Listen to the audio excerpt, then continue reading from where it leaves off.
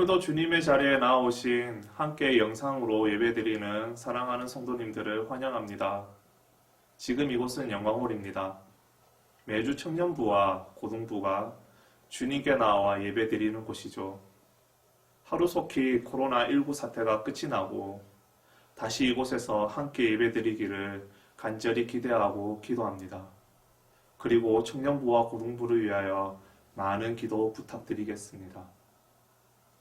우리 오늘 새벽에 함께 보신 말씀은 요한복음 7장 1절에서 9절 말씀입니다.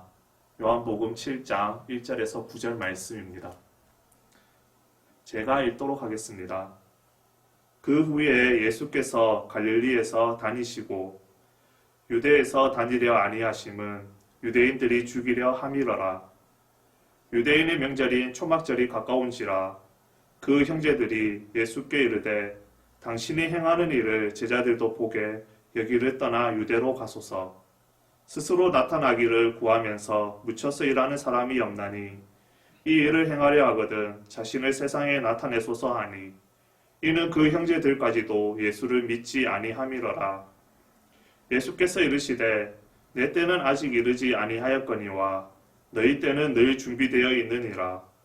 세상이 너희를 미워하지 아니하되 나를 미워하나니 이는 내가 세상의 일들을 악하다고 증언함이라. 너희는 명절에 올라가라. 내 때가 아직 차지 못하였으니 나는 이 명절에 아직 올라가지 아니하노라. 이 말씀을 하시고 갈릴리에 머물러 계시니라. 아멘. 예수님은 오병이어의 기적을 보이신 후 약 6개월 동안 유대 종교 지도자들의 박해를 피해 갈릴리에 머물러 계십니다.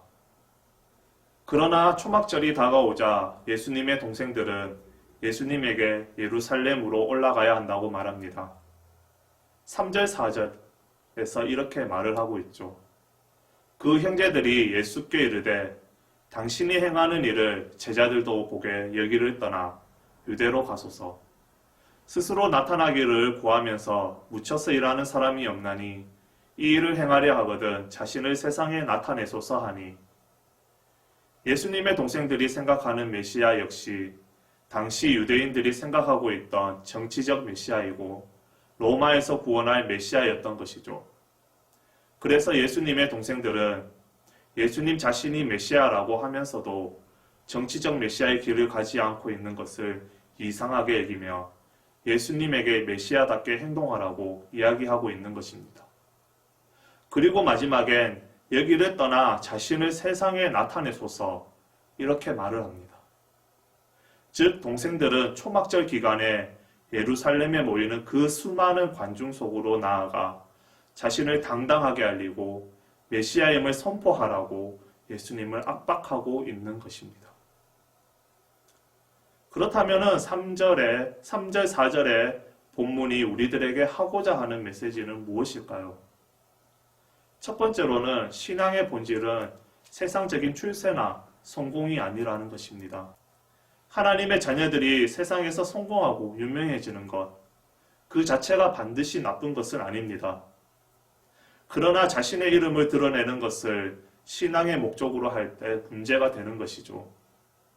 나 자신을 드러내려고 할 때 하나님의 뜻을 거스르게 되고 하나님을 대적하는 자리로 내몰리게 된다는 것입니다. 출세 중심의 신앙, 그것은 결국 하나님을 대적하는 자리로 가게 된다는 것을 이야기하는 것이며 우리가 기억해야만 하는 것입니다. 두 번째로 세상적으로 현명한 방법보다 가장 먼저 우선시 되어야 하는 것은 하나님께서 원하시는 방식이라는 것입니다. 세상은 기회가 왔을 때 그 기회를 잡으라고 말을 합니다. 그러나 본문에서 예수님은 인간적인 지혜나 방법을 따르지 않으신 것을 우리는 볼 수 있습니다.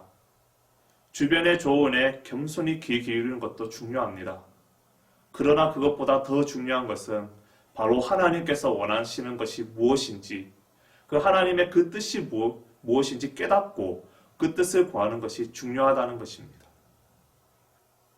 예수님의 공생애 동안의 사역을 보면 예수님은 사명을 감당하는 가운데 유대인들의 협박이나 위협에도 두려워하지 않고 담대하게 사역을 감당하셨습니다. 하지만 오늘 본문을 보면 이와는 좀 다른 모습을 보게 됩니다. 예수님께서 갈릴리에 6개월 동안 계셨습니다. 6개월 동안 갈릴리에 머무신 예수님을 보며 우리는 의문을 가질 수 있습니다. 자기 자신을 십자가에 대속물로 주신 예수님께서 왜 유대인들의 살해 음모를 피하여 갈릴리에 머물러 계셨던 것인가? 라는 의문을 가질 수 있습니다. 하지만 이에 대하여 예수님은 이렇게 말씀하고 계시죠. 내 때가 아직 이르지 아니하였다. 6절 말씀입니다. 예수께서 이르시되 내 때는 아직 이르지 아니하였거니와 내 때는 늘 준비되어 있느니라. 우리는 6절에서 주목하여야 할 것이 있습니다.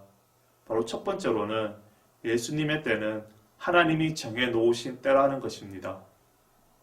예수님께서는 그 때를 바로 정확히 분간하고 기다리고 계셨던 것입니다. 모든 것에는 때가 있습니다.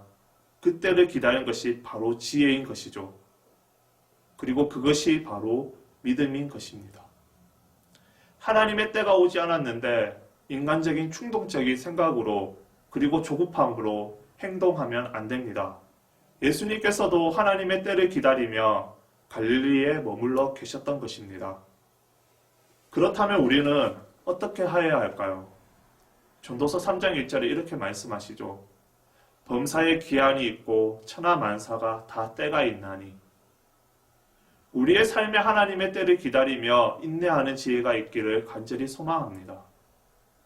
두 번째로 예수님과 대조되게 너희의 때는 항상 준비되어 있다라는 것입니다. 여기에서 너희의 때는 예수님의 동생들이 예루살렘으로 올라가는 때입니다.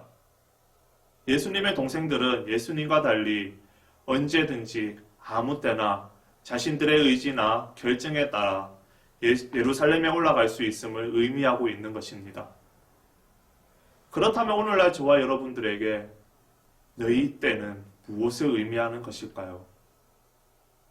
우리는 이 세상을 살아가면서 우리의 의지대로, 우리의 뜻대로 결정하고 행동한 때가 많습니다. 또한 세상 가치와 욕구를 충족하기 위해 쫓아간 때도 많이 있죠. 심지어는 하나님을 섬기는 일에 있어서도 자신의 욕심과 명예를 위해 하나님보다 앞서갈 때가 있습니다. 그리고 염려와 두려움으로 인해 하나님의 때를 놓친 경우도 있습니다.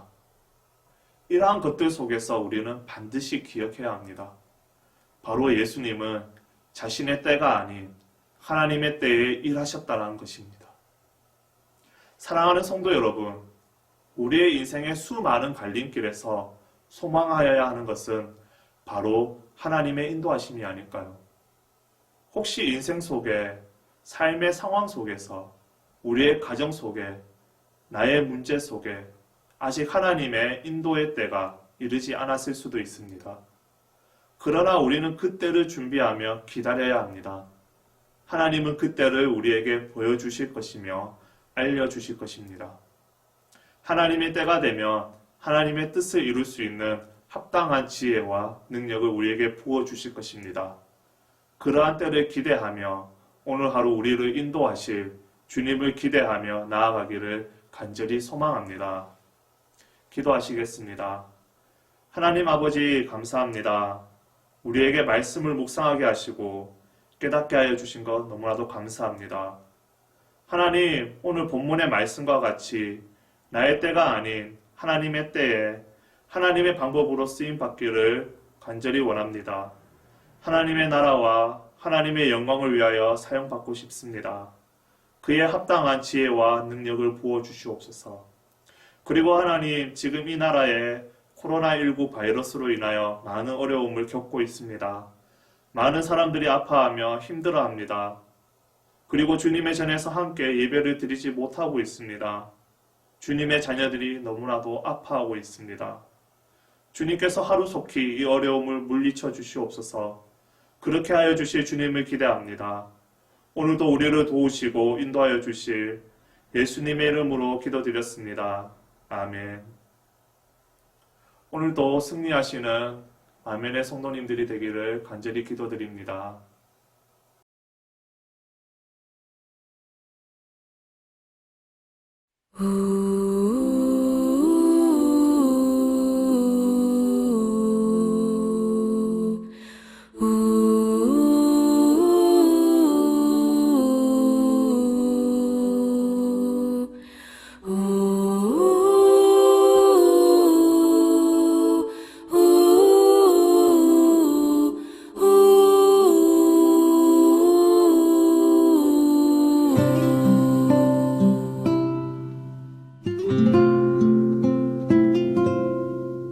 작은 갈대 상자 물이 새지 않도록 역청과 나무진을 칠하네. 어떤 맘이었을까 그녀의 두 눈엔 눈물이 흐르고 흘러. 동그란 눈으로 엄마를 보고 있는 아이와 입을 맞추고 상자를 덮고 강가에 띄우며 간절히 기도했겠지.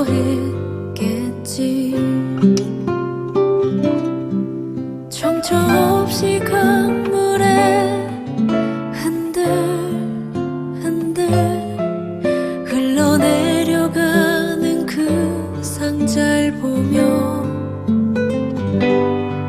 눈을 감아도 보이는 아이와 눈을 맞추며 주저앉아 눈물을 흘렸겠지.